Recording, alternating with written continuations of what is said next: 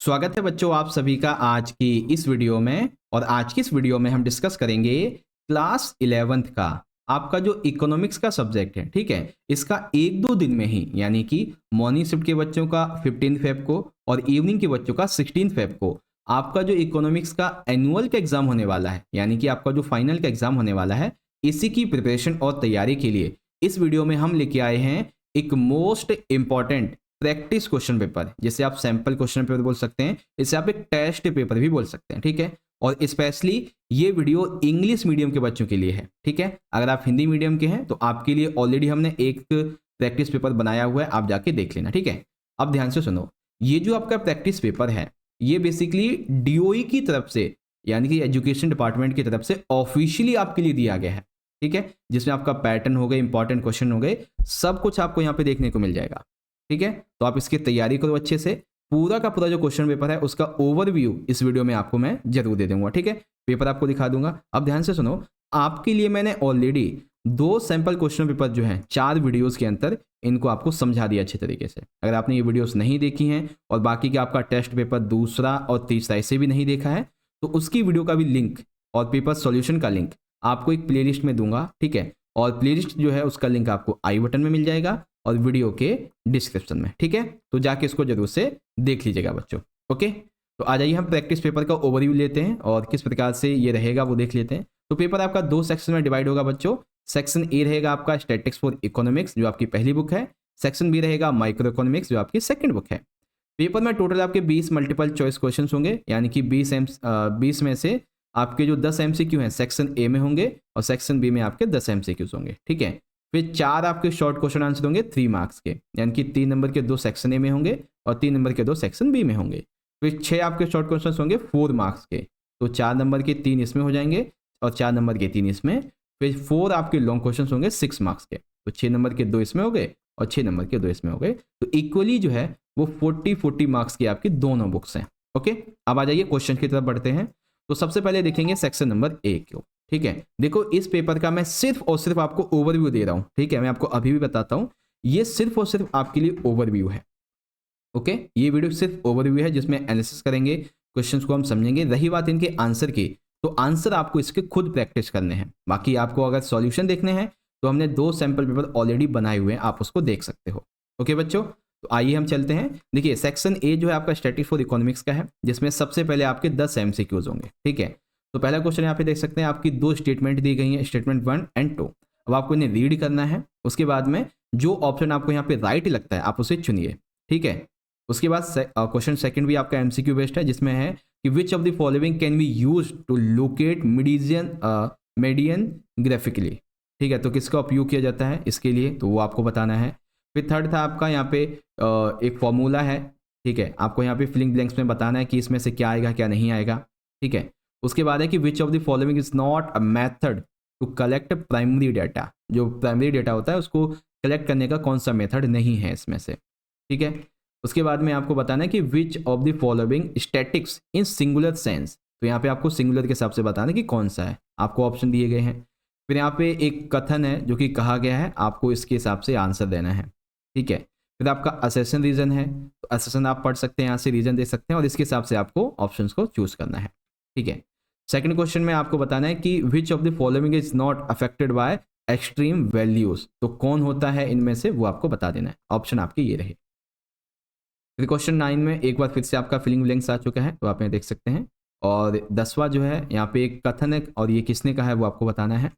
फिर question number जो 11 है, ये आपका एक 3 नंबर का क्वेश्चन है और इसमें अथवा भी है आपका। क्वेश्चन में क्या है कि calculate median from the following data. आपको मार्क्स दिए गए हैं और स्टूडेंट्स दिए गए हैं। ठीक है, तो 0 से 10 के बीच में कितने स्टूडेंट्स ने मार्क्स पाए हैं। ठीक है, और 10 से 20 के बीच में कितने स्टूडेंट्स ने मार्क्स पाए हैं। उसके बाद में इसी प्रकार से मार्क्स और स्टूडेंट्स दिए गए हैं।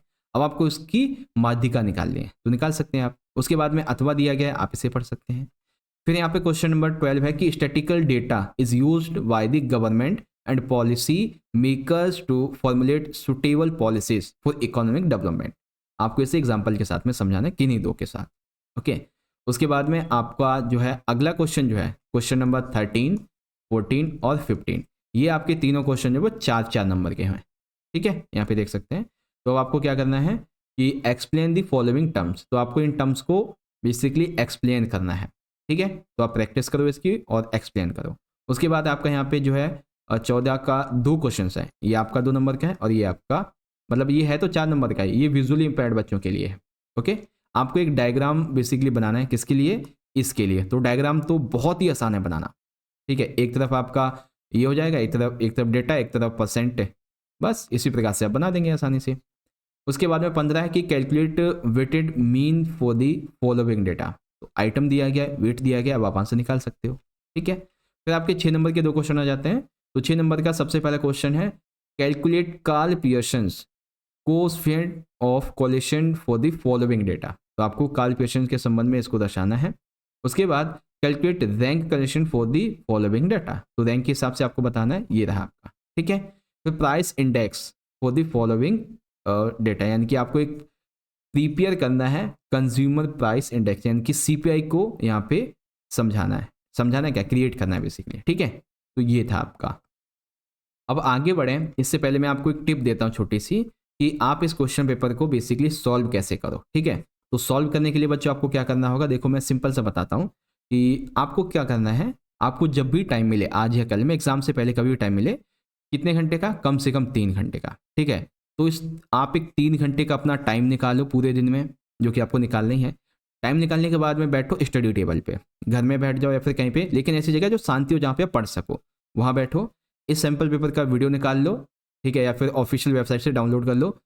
उसके बाद में इस क्वेश्चन पेपर को आप सॉल्व करो अच्छे से, ठीक है। इन 3 घंटे में आप ऐसा मूड बना के बैठो कि आप ना एग्जाम हॉल में बैठे हो अपने, ठीक है। और जब आप इस नज़रिए से बैठोगे, फिर आप उसको जब सॉल्व करोगे तो आपको लगेगा कि हाँ मैंने कितनी तैयारी कर रखी है। जब 3 घंटे हो जाएंगे ना, तो आप ये देखना, पहले तो 3 घंटे तक आप अपना पेन ड्रॉप कर देना, ठीक है ना, यानी कि 3 घंटे के बाद में पेन ड्रॉप कर दो अपना।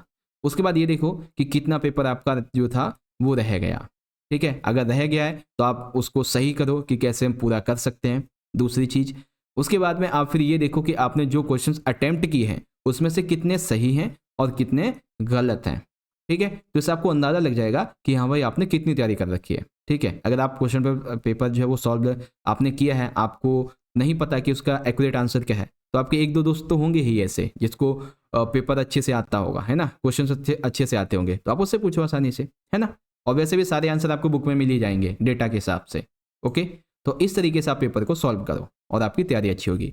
बाकी आप चाहते हो कि आपके 2 सैम्पल पेपर की वीडियोस आप देखो, तो उसका भी लिंक मैं आपको यहाँ पे आई बटन में दे दूंगा, प्रैक्टिस करने के लिए आप उसको देख लेना, वो तो सॉल्व है ऑलरेडी, ओके।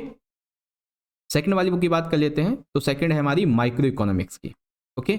अब यहाँ पे क्वेश्चन नंबर 18, 19, 20, ठीक है। मतलब टोटल आपके पहले जो 10 क्वेश्चन है वो MCQ बेस्ड है, तो आप इन्हें पढ़ो, ठीक है, और इन्हें समझो और उसके हिसाब से आप इसके क्वेश्चंस का आंसर दीजिए, ओके। यहाँ पे है एक और आपका MCQ आ जाता है। फिर ये आपके ये सारे के सारे MCQ 1-1 मार्क्स के हैं, और इसे आप पढ़ो अच्छे तरीके से और इसकी प्रैक्टिस करो, ओके। फिर यहाँ पे देखिए अगला जो है वो है हमारा, कहाँ गया, 28। बट उससे पहले एक मिलान देख लो आपका, column A and column B, इसका मिलान क्या है आप यहाँ से पढ़िए। इसमें से आपको मिलान नहीं, बस ये देखना है कि कौन सा करेक्ट है।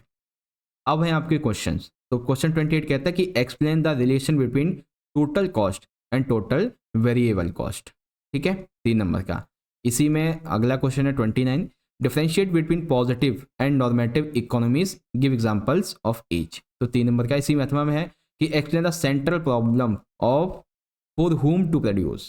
फॉर हुम टू प्रोड्यूस, ये जो सेंट्रल प्रॉब्लम है आपको ये बतानी है। ये जो 3 प्रॉब्लम है ना आपकी, इसमें से एक प्रॉब्लम आपके पेपर में आएगी, ओके।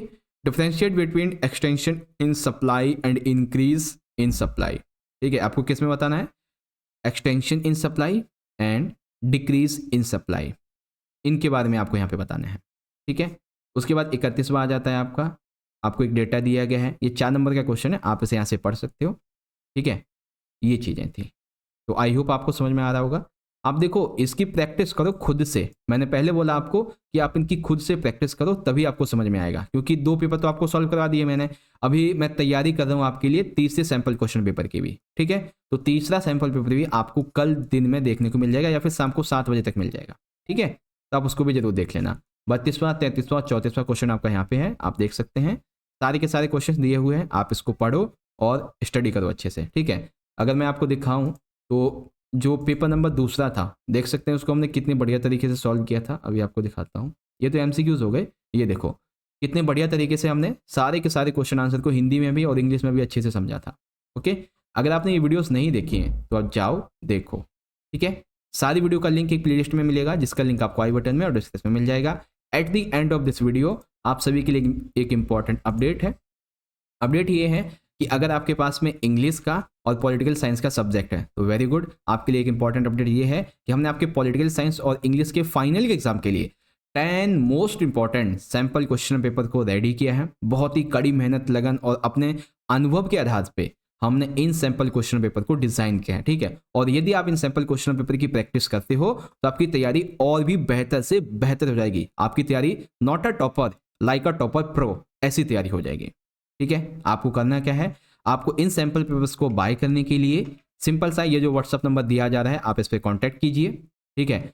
वैसे तो प्राइस आपको एक सब्जेक्ट के आपके जो 10 सैंपल क्वेश्चन पेपर है उसका 199 है, ठीक है। लेकिन बहुत से बच्चे पैसे अफोर्ड नहीं कर पाते हैं, तो उनके लिए हमने एक 50% कूपन डिस्काउंट कोड दिया है जो कि है JSK10, ठीक है। आप मैसेज कीजिएगा व्हाट्सएप पे, हाय मुझे हिंदी मीडियम में या फिर इंग्लिश मीडियम में पॉलिटिकल साइंस के पेपर चाहिए, मुझे इंग्लिश के पेपर चाहिए 10 सैंपल पेपर, और आप कोड दे दो, मैसेज के साथ में कोड बता दो, तो डेफिनेटली और इंस्टेंटली 99 रुपीज़ में आपको वो सैंपल पेपर्स मिल जाएंगे, ठीक है। एक कॉम्बो ऑफर है कि अगर आप 2 सब्जेक्ट को एक ही साथ में खरीदते हो तो आपको ये 190 में मिल जाएंगे। लेकिन एक चीज़ याद रखना बच्चों कि आप इस नंबर पे कॉल बिल्कुल भी मत करना, ठीक है, क्योंकि कॉल रिसीव नहीं किया जाएगा, क्योंकि कॉल बहुत सारी आती हैं। इसीलिए हमने इसको नंबर को अभी साइड में रखा हुआ है, बस व्हाट्सएप पे मैसेज करना, ठीक है। और मैसेज तभी जब आपको लगे कि हाँ अब आपको बाय करना है, ओके। तो आई होप आपको समझ में आ गया होगा सारी चीज़ें, इन्हें खरीदो और अपनी तैयारी अच्छी करो। बाकी आपके इको के पेपर के लिए अभी मैं जस्ट इस वीडियो के बाद में ही आपका जो एक तीसरा सैंपल क्वेश्चन पेपर है इसे रेडी करता हूँ, फिर आपके लिए तीसरा सैंपल पेपर कल अपलोड कर दूंगा, ओके। और वो कैसा होगा, वो बिल्कुल सॉल्व होगा बहुत अच्छे से तरीके से, ठीक है। तो जाके देख लेना। मिलते हैं बच्चों के लिए वीडियो में, बहुत बहुत धन्यवाद। इको के पेपर के लिए ऑल द बेस्ट, जय हिंद बच्चों।